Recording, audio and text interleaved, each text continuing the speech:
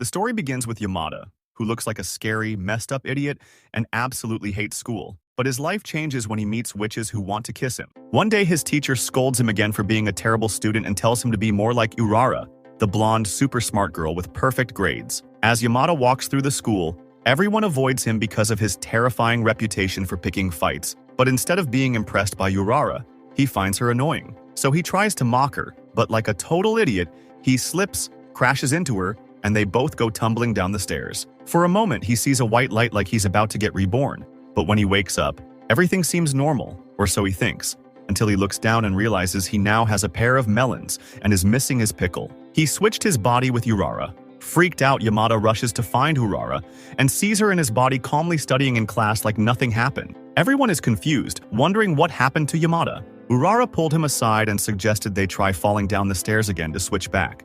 Yamada is all for it, but Urara refuses. She doesn't want to pass out and miss more classes despite feeling weird having a stick between her legs. She tells him to wait until after school. Realizing his new situation, Yamada lets his inner degenerate take over. He sneaks into the men's bathroom, peeks at his own body, and well enjoys the view a little too much. Meanwhile, some thirsty NPCs and random guys start flirting with Urara, but Yamada, now in her body, shuts them down with a cute response. Instead of backing off, they just feel weird by how different she's acting. Yamada gets bored and decides it's time to switch back, but then some girls invite Urara to lunch. Curious, he accepts. When he opens the lunchbox, the food tastes amazing, so he devours it.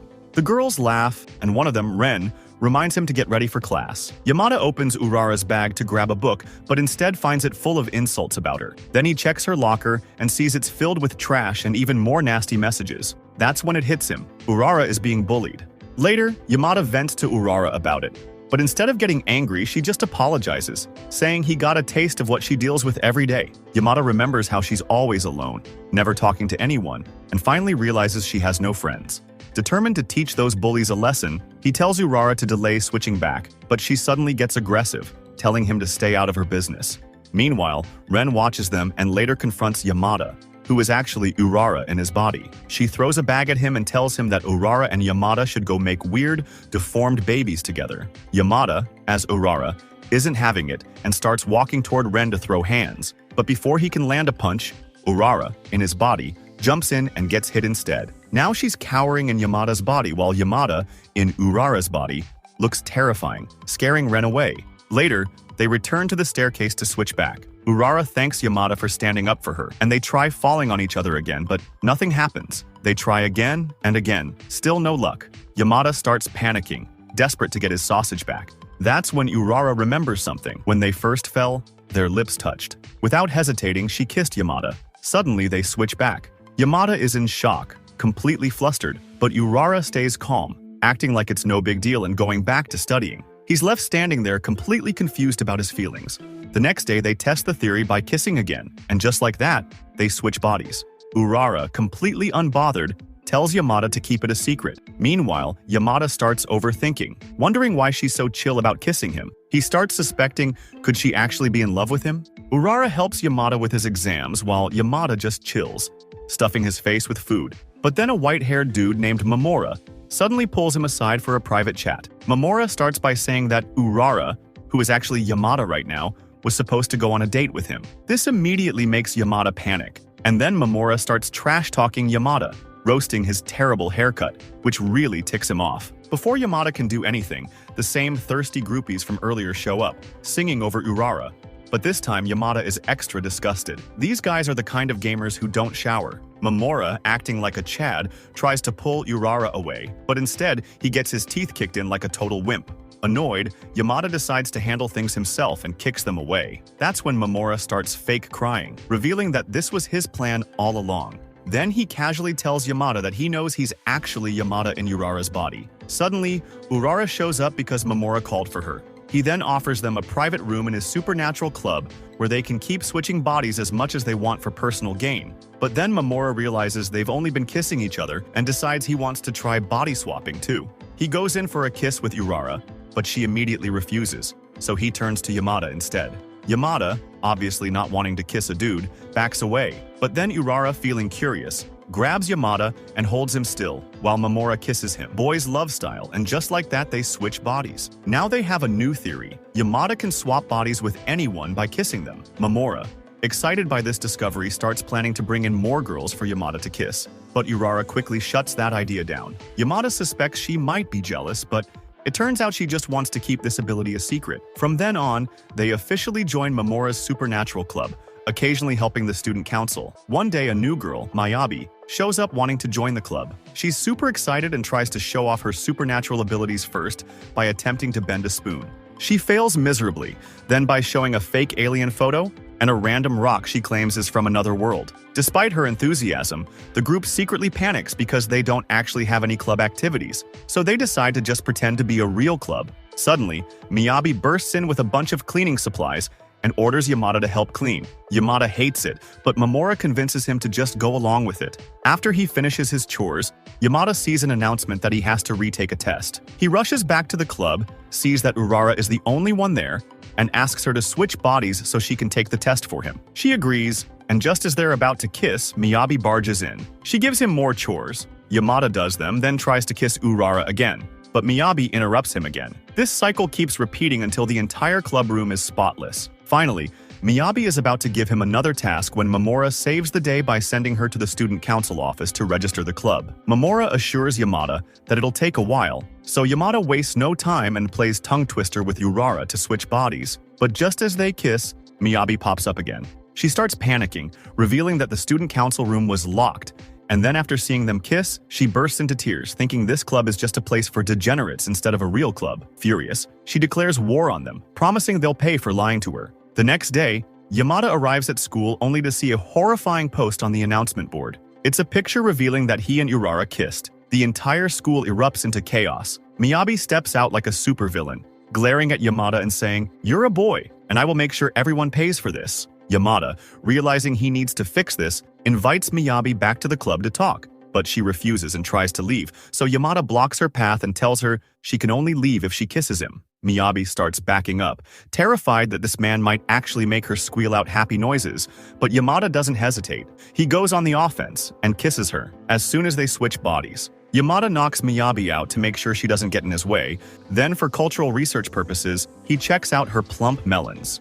Now, in Miyabi's body, Yamada is ready to clear his name. His plan is to go around telling everyone that Miyabi is lying about the kiss. Yamada is surprised when he hears rumors about him and Urara. But what's even more surprising is that no one actually believes them. Luckily, he runs into Ren, the school bully, who tells him that everyone knows Miyabi is just an airheaded liar obsessed with supernatural nonsense. Relieved, Yamada goes back to Miyabi only to find that she's disappeared. He asks Mamora and Urara for help, and after putting 2 and 2 together, they conclude that she probably jumped out the window. Yamada searches for her and hears from random students that Miyabi, while inside Yamada's body, was dramatically monologuing while posing like a self-absorbed fool. Then, Mamora suggests checking for clues on Miyabi's body. He immediately starts touching places he really shouldn't be touching, and that's when they find Miyabi's phone in her pocket.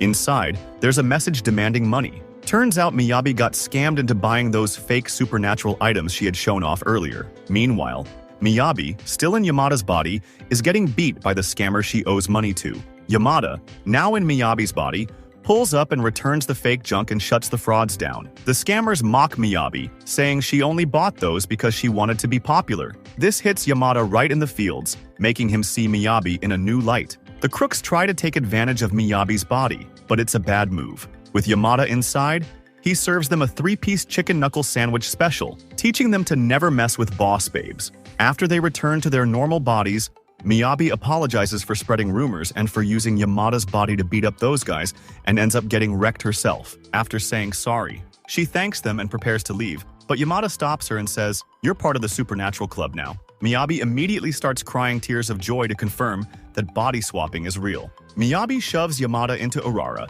to make them kiss and switch bodies. Then she tells Yamada to kiss more people for research purposes. She forces him to kiss Mamora. Yamada protests, saying they need to stop abusing his power, but Miyabi takes the chance to kiss him herself and swaps into Mamora's body. Lastly, they attempt a girl-on-girl kiss combo, a glorious moment for the culture. But in reality, both girls are actually dudes inside. Meanwhile, their club has caught the attention of the student council. They start discussing Leona, who is also a candidate for student council president, But there's a problem. Another member, Nini, has ambitions of her own and wants to be the next president. A few days later, Miyabi is stressing out because the student council refuses to give their club a budget. The boys, however, don't care. She argues that they could use the money to upgrade the club room, buy a TV, research tools, and more. Yamada stands up and asks, "Can we get a microwave? I'm tired of eating cold food." Miyabi immediately agrees. Yamada wastes no time and drags Mamoru with him to force the student council to give them money. They barge into the office of the current student council president, Haruma, demanding answers, but despite Yamada's aggression, Haruma completely ignores him. Mamoru explains that Haruma only likes women and despises men. Hearing this absolute nonsense, Yamada unleashes his terrifying aura to scare Haruma into submission. But still, Haruma doesn't even flinch. Just when things seem hopeless, Yamada comes up with a plan. He switches bodies with Urara, while Mamoru and Miyabi do the same. Now, in their new female forms, the two of them pull up on Haruma, spreading glitter and girly charm, putting their plots to good use, but it doesn't work. Haruma instantly sees through them. He says, "You both still smell like men." However, this time Haruma is willing to negotiate. He says he'll consider giving them a budget, but only if they solve a problem for the student council. And the problem is, Urara, the top student in the school, refuses to apply for college. Haruma wants them to find out why. Yamada tries to convince Urara to go to college, but she refuses. She apologizes, saying she can't help with the club's budget. Later, as they all stress about what to do, Nene and her partner Ushio pop up. Yamada immediately recognizes Ushio, who starts talking smack, saying that Nene will be the next student council president, not Mamoru. After they leave, Mamoru explains that Nene is his rival. If Mamoru fails to get Urara to go to college, his chances of winning the election drop significantly. Suddenly, Yamada and Miyabi realize this whole thing isn't even about Urara. It's about Mamoru's personal goals, but Mamoru tells them they don't have a choice. Hearing this, Yamada smirks like a full-blown sociopath.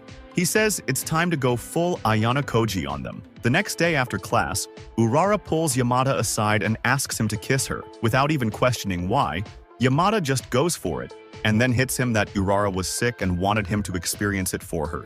Now stuck in her sick body, Yamada suffers while Mamoru sees his chance to nurse Yamada in Urara's body like he's a prime star. Miyabi suggests that they just switch back. Yamada refuses because now he can skip class. Seeing an opportunity, Mamoru tells Yamada to act like Urara and go home to her house. When they get there, they're shocked to see how normal her house is, even more shocking how cute her room is. They start snooping around, flipping through photo albums, and when they see a younger Urara in a picture, in which she is forcing a fake smile, Mamoru and Miyabi start messing around, but Yamada kicks them out so he can investigate alone. However, as he lies down on her bed, which still smells like her, exhaustion kicks in, and he falls asleep. As he dozes off, memories of Urara and her smiles haunt him. Suddenly, Urara appears, demanding an explanation. This leads to an intense argument about whether or not Yamada had a wet dream about her. After a heated back and forth, they switch back to normal. She finally reveals the truth. She doesn't want to go to college because she knows she'll end up alone again, just like always,